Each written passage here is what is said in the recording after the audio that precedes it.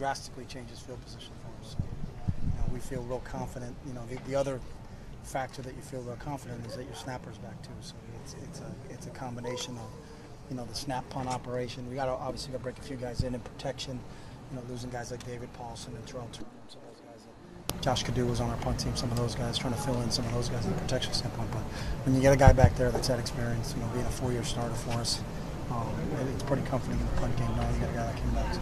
What's going on to your place? They're battling every day. We'll do some version of something every day, whether we start from out of stretch with a field goal or two. We're always giving them both a shot. And then we did some field goal pods today where we kicked about 10 field goals.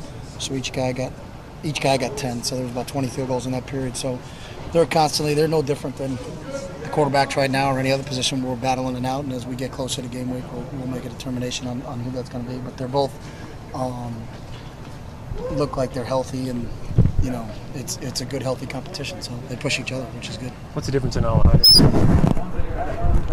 Obviously competing with Robbie from a strength standpoint. So unfortunately Robbie was banged up, and Alejandro was, but Alejandro had to go. Robbie couldn't, but Alejandro had to go. So he's kicking the ball better and farther and more explosive coming off his foot, and Robbie's doing the same thing. So it's a good battle going on right now. It's a good situation to be in, I think, because you got two healthy kids that can kick right now. So sort of the dog days of camp right now. It's hot. Is there a point where the ones, the twos, or is there a point or benchmark where you look for the guys? No, we don't. I hope no one separates from anybody, and that means we've all upped our level.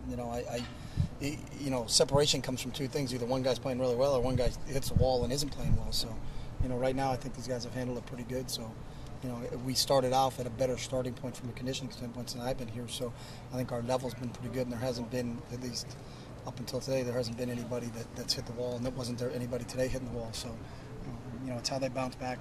It is starting to get hot. We like it though, but we got to play in it. We played.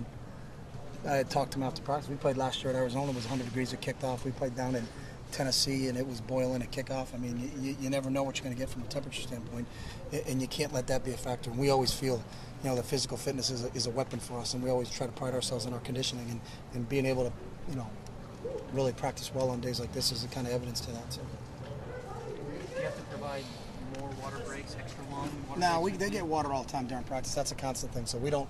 If they need it, there's water stations at every position drill. So it's not, one of those where we got to tell them, hey, it's a break. Make sure you drink. It's available all throughout practice, and it's always been that way. So. Coach, at what period do you start working on punt returners, kick returners, start zeroing in on those guys? Day one since we've been here. So. We got a group of guys. We got DeAnthony, we got Josh Huff, we got Efo, we got Kenyon Barner, Braylon Addison. Our punt return guys that you throw in, Keenan Lowe and Brian Jackson. Back there as kick return guys. So we've been doing that since the first day of practice. Chip, with the receivers, did Yeah, Josh is one of the leaders of that group, and not just because of his experience, but I think because of how he approaches practice every day, how he approaches the weight room every day, in terms of what his approach is. Just time served doesn't always mean you're a good leader. You could be here for a couple of years, but if you're not doing things the right way, then you're obviously not. But it's really what his approach has been. And, he's been real good mentoring the younger guys, and we got a great group. The 3 young guys we got have been on the point and been really, really impressed with all 3 of those guys. Braylon, Dwayne Stanford and Chance have all been, really, really. I think our whole coaching staff's really pleased with how they've approached things, how much they worked on things on their own, and when they got here, the ultimate compliment is they don't really act like freshmen. So I'm confident in how those 3 guys are preparing right now, and I know Josh was a big factor in kind of transitioning those guys over the summertime. So. Chip, Tony Washington told me that he transformed his body over the summer. He lost a lot of weight. Have you noticed a difference in his body, and has that helped him on the field? No, I haven't noticed that. I think Tony changed about a year ago, from when I looked at it. He was the same thing during spring ball, so it's not like he was heavy and too big at the end of spring ball and then it happened over the summer. So I think it's been a yearly thing, but he has changed himself a little bit and is really fighting for playing time right now and doing a really good job because, we recruit him because he's athletic. I think sometimes kids get here and they think they automatically got to get big, but when they get big, they get slow. And Tony has really worked in the last year, to be honest with you, and I have seen a notice over the last year, but I don't think it's just been a summertime thing. Chip, you watched a lot of tape so far. Here we are in the second week. Are there areas where you'd like to see the team get better, or areas that they're excelling in right now? Yeah, we got to get better in everything. You know, we're not ready to play a game. You know, we've obviously got a schedule that puts us on point for, 2 weeks from this Saturday will be our first game. So I've seen improvement, and I'm happy with that. But we still got a ways to go before we're, a polished unit getting ready to play in all phases, offense, defense, and special teams to get ready to play a football game. We're still, really pushing it from a rep standpoint, pushing it from, getting guys in the field and just getting tape you can teach off of, because every day in practice there's teachable moments, things that haven't come up. And, we had a situation that just finished in our overtime game that came up that unless you practice it, couldn't have been scripted, but it happened. We had to learn from it, and then the other team came back and scored because we made a mistake. So. What was that? What was the situation? The field goal was blocked, and the other team ran on the field and started celebrating while the ball was rolling around on the ground. So they all thought the game was over. The game isn't over. The ball's right there. The play's still in play. You guys had 2 minute men on the field, moved the ball up. The other team came back on the field and scored a touchdown. They lost in overtime. But it's a teachable moment. If you don't have that happen, you can talk about it in a meeting and then say, hey, if it ever happens in a game, there was one night back in August that I talked about it, but until those guys are in that scenario. And literally, Brian Jackson had a great jump and blocked the field goal, but a half a second after he blocked it, the entire team thought they won. They're on the field and not giving anybody an opportunity, so that's a penalty. So those guys thought they're celebrating. If you're not, we moved the ball 10 yards, and then the other team scored a touchdown, and they lost because it was a 3-point game at the time. If they had hit the field goal, we would have gone to another overtime. But those are just situations that you can't script, and when they come up, you can use them, and we got tape to show them, and we can talk about that. That sometimes you love kids playing with emotion, but we can't lose our mind because the game's still going on. You got to give somebody an opportunity to recover that. So.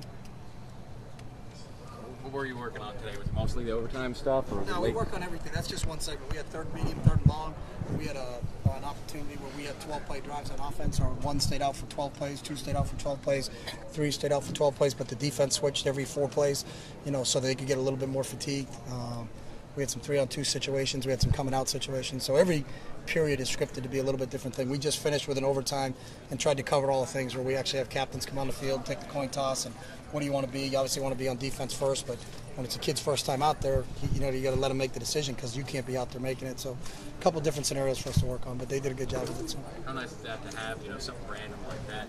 Something you obviously can't script in that. Yeah, that's the good part about, going through this and then being able to come off the field, evaluate the tape, and then really spend some time talking about it in the meeting tonight because the game's all situations, and our job as coaches is to prepare them for everything, but it's not just by talking about it, it's about actually trying to put them into it in practice, and we got an opportunity today to get a real teachable moment for those guys, and hopefully, we can look back on this if it ever happens this season. Hey, we talked about this in August, actually went through it and had this situation happen, so we'll see. Hopefully they learn from it.